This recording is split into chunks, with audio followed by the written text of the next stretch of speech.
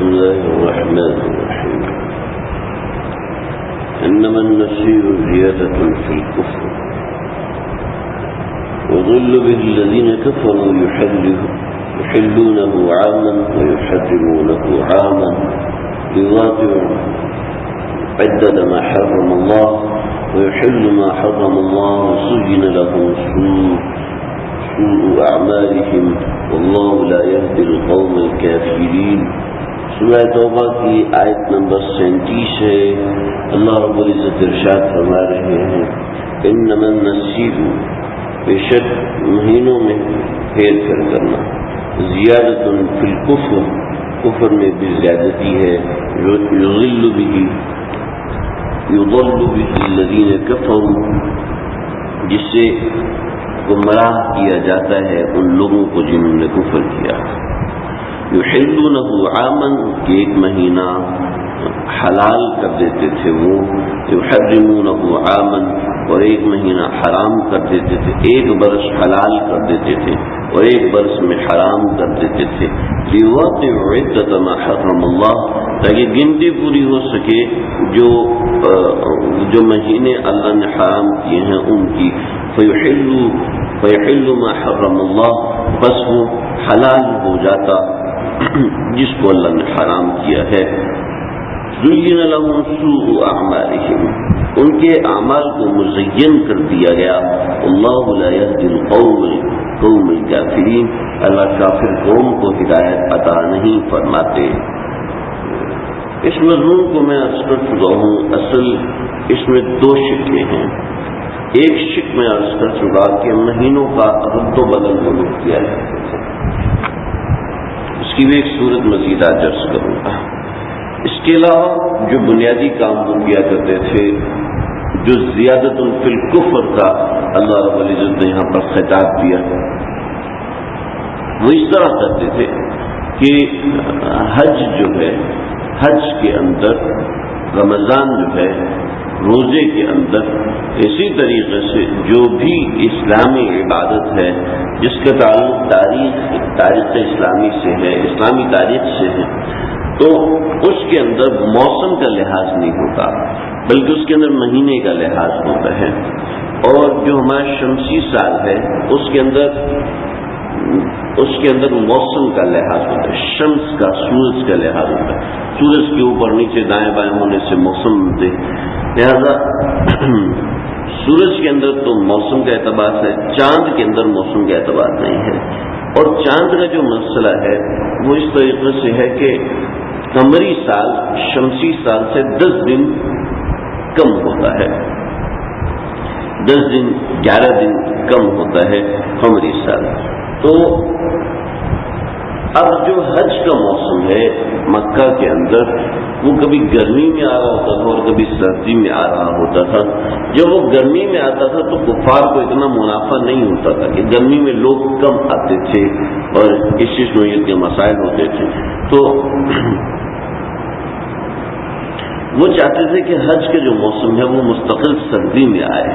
مستقل ایسے موسم میں آئے جس میں یہ تجارت زیادہ کر سکے، کیونکہ گرمی کے موسم میں نہ لوگ زیادہ آتے تھے نہ تجارت زیادہ ہوتی تھی. سردی کے موسم میں لوگ بھی زیادہ آتے تھے اور تجارت بھی زیادہ ہوتی تھی. یہ چاہتے تھے کہ حج کا جو مہینہ ہے یہ مارچ اپریل میں آیا کرے. چنانچہ انہوں نے ایک فیصلہ کیا، اور وہ فیصلہ یہ کیا کہ ہر 3 برس کے بعد 1 مہینے کا اضافہ کر دیتے. تو جو 10 دن قمری مہینے کے کم ہوتے تھے تو وہ 30 دن مہینے میں اضافہ کر دیتے اور یہ کہہ دیتے کہ اس سال محرم تو محرم ہوگا ہی، سفر بھی محرم ہوگا. چنانچہ سفر محرم کے مہینے 2 ہو گئے اور آگے سفر کی ترتیب چل کے سال کے 13 مہینے ہو جاتے تھے. تو جب 1 مہینہ اوپر ہو جاتا تو جو 30 دن پیچھے ہوتے تھے وہ 30 دن برابر ہو جاتے تھے. تو اس طریقے سے حج جو ہے وہ مارچ اور اپریل کے مہینے میں آنا شروع ہو گیا. یہ ترتیب کفار نے سوچی تھی کہ 1 مہینہ 3 برس کے بعد بڑھا دیا جائے، تو اللہ رب العزت نے اس کا معنی فرمایا کہ جو مہینے ہیں اللہ کی نظر میں وہ 12 ان عدت الشہور عند اللہ 12 شہرا فی کتاب اللہ، مہینے 12 ہیں۔ ایک یہ صورت، اور دوسری یہ صورت ہوا کرتی کہ ان کو 10 مہینے لوٹ مار کا موقع ملا، تو یہ 10 کے 10 مہینے لوٹ مار کیا کرتے تھے، لیکن اس کے بعد 4 مہینے باقی ہوتے تو 4 مہینوں کو ایسے کر دیتے کہ اس دفعہ یہ برس 14 مہینے کا ہے، اس طریقے سے زیادتی کرتے تھے۔ بعض مرتبہ ایسے بھی ہوا کہ پورا سال لوٹ مار کا اچھا موقع ملا، پورا سال لوٹ مار کیا تو 12 مہینے گزر گئے، حرمت والے مہینے رہ گئے، چلے اس سال کا یہ جو برس ہے یہ اس دفعہ 16 برس کا ہے، تو اس طریقے سے بھی ہوا کہ 12 برس کے بجائے 14 برس کا، 12 مہینے کے بجائے 14 مہینے کا برس ہوا، اور 12 مہینے کے بجائے 16 مہینے کا برس ہوا۔ تو یہ اللہ رب العزت نے کفر میں زیادتی فرمایا۔ کفر میں زیادتی اس طرح کہ نمبر 1 تو عبادت ہی نہیں ہوتی، ان کی عبادت ہی قبول نہیں ہوتی، نمبر 2 جن کی قبول ہوتی ہے ان کے لیے بھی وقت کا تعین غلط کر دیا گیا۔ چنانچہ حج میں اعلان ہوتا تھا، حج میں اعلان کر دیا جاتا تھا کہ اس سال یہ مہینہ اس کے بعد، یہ مہینہ اس کے بعد، اس طریقے سے ترتیب بناتے تھے کہ تاکہ لوگ مارچ کے اندر، فروری مارچ کے مہینے کے اندر زیادہ سے زیادہ لوگ حج کے لیے آ سکیں، اور اس میں ان کے لیے سہولت ہوا کرتی تھی کہ لوگ آتے تھے، سامان لے کر آتے تھے وغیرہ۔ تو اللہ رب العزت نے اس کو کفر تک میں زیادتی، ایک تو کفر خود زیادتی ہے، لیکن کفر میں بھی زیادتی ہے کہ جو لوگ عبادت کرنا چاہتے ہیں ان کی سروس میں یہ معاملہ ہو۔ ایک بات اس سے زائد کچھ عرض کر دوں، یہ معاملہ ایسے چلا کہ کسی کو مہینوں کی پہچان ہی نہیں رہی کہ کون سا مہینہ کب آ رہا ہے اور کون سا مہینہ کس طریقے سے آ رہا ہے، تو یہ کسی کو پہچان نہیں رہی تھی۔ چنانچہ جب 9 ہجری میں حج فرض ہوا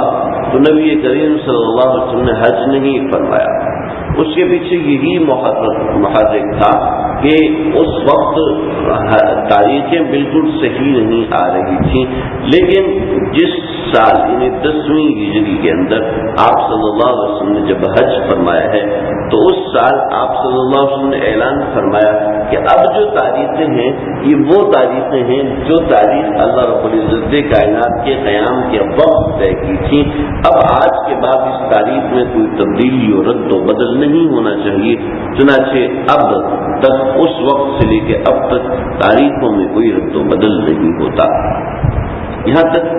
اس آیت سے متعلق ساری بات ہے جو کہ میں عرض کر چکا، ترجمے و مفہوم کو دوبارہ عرض کرتا ہوں۔ ایک بات رہ گئی وہ انشاءاللہ ابھی عرض کرتا ہوں، انما النسیء زیادۃ فی الکفر، کہ یہ جو نسیء ہے یعنی مہینوں کا ہیر پھیر کرنا ہے، تاریخوں کا تبدیل کرنا ہے، یہ کفر میں زیادتی ہے۔ یضل بہ الذین کفروا، اس کے ذریعے سے مزید گمراہ کرتے ہیں، اس کے ذریعے سے گمراہ کرتے ہیں ان لوگوں کو جنہوں نے کفر کیا۔ یحلونہ عاما ویحرمونہ عاما، اور وہ طریقہ یہ ہوتا تھا کہ ان کے ذریعے سے یہ مہینہ حلال اور یہ والا مہینہ حرام ہو جاتا تھا، لیواقعوا، تاکہ کیا کرتے تھے، بس لیواقعوا عدۃ ما حرم اللہ، تاکہ جس کو اللہ نے حرام کیا بس اس کی گنتی پوری ہو جائے، چاہے مسئلہ کچھ بھی ہے گنتی اس کی پوری ہو جائے۔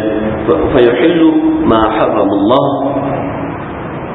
اور وہ حلال کر دیتے تھے جو اللہ نے ان پر حرام کیا ہے۔ زین لهم سوء اعمالهم، ان کے لیے متعین کر دیے گئے ان کے برے اعمال۔ شیطان کا سب سے بڑا دھوکہ یہ ہوتا ہے وہ انسان کے اپنے اعمال کو اس کی نظر میں مزین کر دیتا ہے، اپنے اعمال کو اس کی نظر میں اچھا کر دیتا ہے، اپنے اعمال کو اس کی نظر میں قابل اطمینان کر دیتا ہے۔ تو یہ شیطان کا سب سے بڑا دھوکہ ہوتا ہے، وہ کسی بھی نیک اعمال کرنے والے کو یا کسی بھی برے اعمال کرنے والے کے برے عمل کو اس کی نظر میں اچھا بنا دیتا ہے۔ تو واللہ لا یہدی القوم الکافرین، اس میں بڑی تفصیل ہے، اس تفصیل میں جانے کی فی الحال ضرورت نہیں ہے۔ واللہ لا یہدی القوم الکافرین، اللہ رب العزت ہدایت نہیں دیتے کافرین کی قوم کو۔ یہاں پر سمجھ لیں، تاریخوں کے اعتبار سے اگر کسی کے ذہن میں اس نوعیت کا سوال آئے تو اس کا بھی شافی جواب علماء کرام نے لکھا ہے کہ اس وقت کے بعد سے لے کے آج تک تاریخیں بدلی نہیں ہوئی، نبی کریم صلی اللہ علیہ وسلم کے زمانے سے لے کے آج تک تاریخیں بدلی نہیں ہوئی۔ اس کا مطلب یہ ہے کہ جیسے پہلے 1 مہینہ زیادتی کر دی جاتی تھی، اس طریقے سے آج تک تاریخ تبدیل نہیں ہوئی اور نہ ہی ہوگی۔ اس کا یہ مطلب ہے تاریخ کا اوپر نیچے ہو جانا، 1 دن 2 دن کا اوپر نیچے ہو جانا، اس کا یہ مطلب ہرگز نہیں ہے کہ دوسری دنیا کی تاریخ غلط ہے۔ جیسے آج ہمارے ملک کے اندر 18 شعبان ہے، لیکن دوسری جگہوں پر 19 شعبان ہے، تو یہ کیا ہے؟ حرمین شریف میں 19 شعبان ہے اور ہمارے یہاں 18 شعبان، ایسا کیوں ہے؟ دیکھیں، بہت سے معاملات ہیں، ان معاملات کو میں اور آپ ہم سب لوگ تسلیم کرتے ہیں، شریعت نے اس کو قبول کیا ہے، اور تاریخ طے کرنے کے اندر، عمری تاریخ کے اندر جو متعین کردہ چیز ہے وہ چاند ہے، چاند کا نظر آنا ہے۔ چاند نظر آئے گا تو تاریخ چلے گی، چاند اگر اس کا نظر آنا بند ہوگا، یعنی نظر نہیں آئے گا تو تاریخ نہیں چلے گی۔ اب چاند اپنی پیدائش کے مراحل سے گزرتا ہے تو چاند جو ہے 36 گھنٹے میں پیدا ہوتا ہے، اور 16 گھنٹے کے اندر، اپنی پیدائش کے 16 گھنٹے کے اندر یہ ایسا ہوتا ہے کہ آنکھ سے دیکھا جا سکے۔ جب یہ 15 گھنٹے کا ہوتا ہے، جب یہ 14 گھنٹے کا ہوتا ہے تو یہ برہنہ آنکھ سے نظر نہیں آ سکتا، یہ کسی خوبین یا آدھے کے ذریعے سے دیکھے گا تو شاید نظر آ جائے، لیکن برہنہ آنکھ سے چاند اپنے پیدائش کے 16 گھنٹے تک نظر نہیں آتا، اور 36 گھنٹے تک یہ بہت اچھا اور صاف ستھرا نظر آنا شروع ہو جاتا ہے۔ اب ایک بات یہ، دوسری بات یہ سمجھ لیں کہ اختلاف مطالعے کا اعتبار ہوتا ہے، جس سے اس وقت یہاں پر فجر ہوئی ہے، لیکن کینیڈا میں اس وقت عشاء ہوئی ہے، فجر نہیں ہوئی، اور اس کا اعتبار کیا جاتا ہے۔ اگر کوئی کہ نہیں جی ابھی چونکہ یہاں پر فجر ہوئی ہے لہذا کینیڈا میں ابھی فجر ہونی چاہیے، تو کوئی بھی اس کو قبول نہیں کرے گا۔ حرمین شریفین میں یہ اس وقت تہجد کا وقت ہے، اس وقت فجر کا وقت نہیں ہے، لہذا یہاں پر بھی تہجد کا وقت ہونا چاہیے، ایسا کوئی بھی نہیں کرے گا، بلکہ صبح صادق سورج نکلنے کے ساتھ ہوگی، اور اسی کے اعتبار سے وقت کا تعین ہوگا نماز کا، اس کے اعتبار سے ہی نماز ادا کی جائے گی۔ اس کو اصطلاح میں کہتے ہیں اختلاف مطالع، مسئلے کا اختلاف قابل اعتبار ہوتا ہے۔ چنانچہ کسی ملک کا مسئلہ ایسا ہے کہ وہاں پر چاند نظر نہیں آ سکا، تو لہذا وہاں پر چاند نظر آنے کے بعد جو احکامات مرتب ہوتے ہیں، جیسے رمضان کا مہینہ ہے، جیسے ذی الحج کا مہینہ ہے، تو وہ احکامات وہاں متعین نہیں ہوں گے، لیکن یہی پاکستانی جب وہاں جائے گا تو وہاں کے اعتبار سے چاند نظر آ چکا ہوگا، لہذا وہاں کے اعتبار سے کام کرے گا۔ تو اختلاف مطالعے کہ وہاں کا مسئلہ اس کے حق میں معتبر ہے، یہاں کا مسئلہ یہاں کے لوگوں کے حق کے بارے میں معتبر ہے۔ چنانچہ پاکستان کا وقت جو ہے وہ 2 گھنٹے سعودیہ سے